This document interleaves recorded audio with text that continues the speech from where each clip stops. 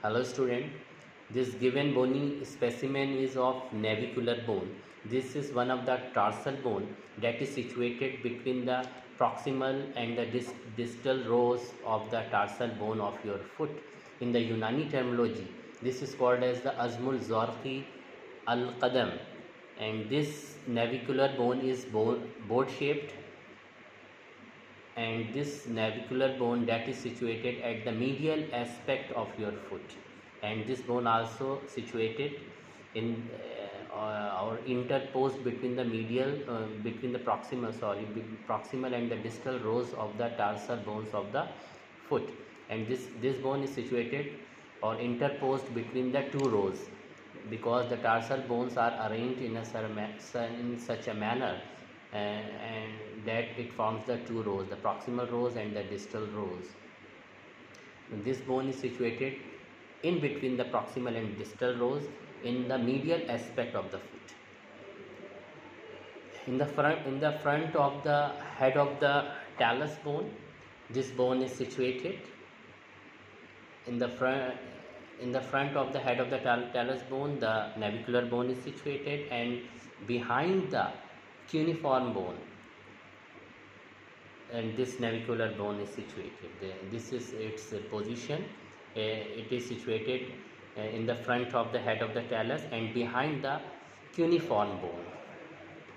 How would you recognize this bone out of 7 tarsal bone? It has got very special shape, that is board shape. So that is the distinguishing feature out of 7 tarsal bone. So you can easily recognize by its concavity, and it looks like a boat. This is the distinguishing feature of this bone. So you can easily recognize by its shape, that is the boat shape. So after recognizing this bony specimen, you have to ascertain its proximal and distal end, its dorsal surface and plantar surface, so you would be able to know its correct site, because this bone, the navicular bone are 2 in numbers, and each navicular bone is situated in each foot. So it is 2 in numbers, and each navicular bone is situated in each foot. So you have to, being 2 in numbers, you have to decide of which side it belongs to. There are certain points that you should keep in your mind while determining its side. Then you would be able to just place it in its correct side. So what would be its anterior surface? What would be its posterior surface or posterior aspect? The anterior aspect is its distal aspect, and this posterior aspect, it is proximal aspect. Posteriorly, it has got, it is articulated with the head of the talus bone. You have to just place in a such manner its proximal part or its posterior part, that should be facing backward, and its anterior part, that should be facing forward, and it is characterized by the presence of the smooth articular facet. It is a larger surface, and the posterior surface that has got is a smaller part, and it has an oval articular facet. Actually, you can easily see here, it is an oval articular facet. Actually, at over this part, the head of the talus is going to be fit, and that makes articulation. It would form a joint, and we call this joint as a talonavicular joint. Basically, the talus bone, navicular bone, and the calcaneum bone, that forms the complex of the joint.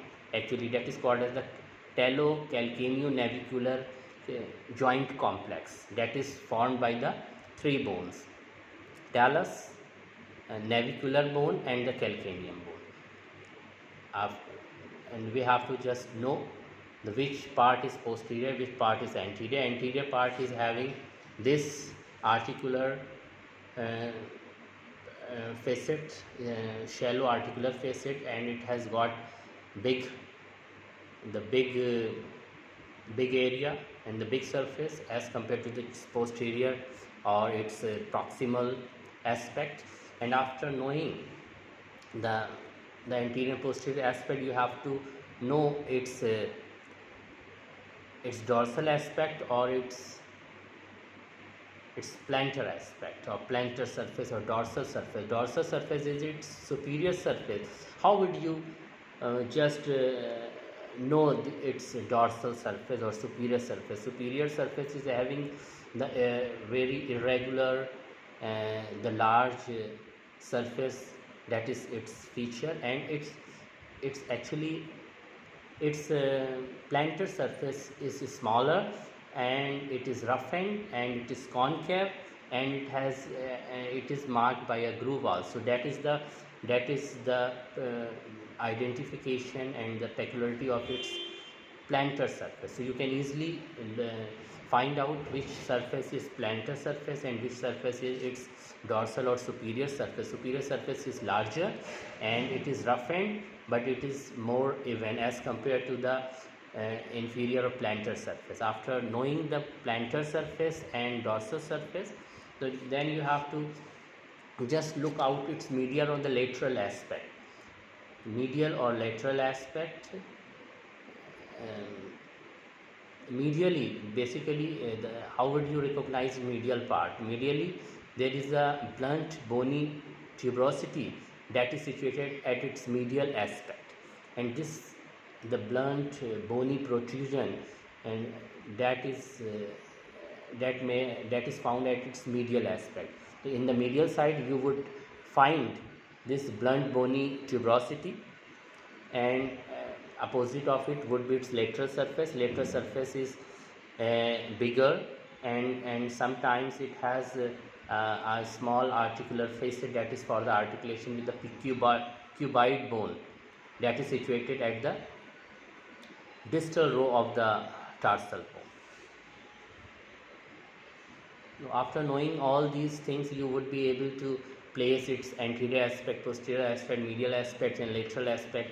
After knowing all its correct side and the orientation, then you would be able to just locate in its correct side. So this actually this given bone actually that is of left foot, because this is the medial aspect actually, and that should be facing medially. So it is actually, oh no,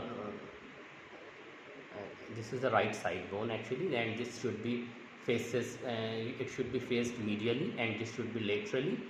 You can see here, these are the features you should look out for just knowing this navicular bone. For the practical point of view, you have to identify the given specimen. The identification you should know.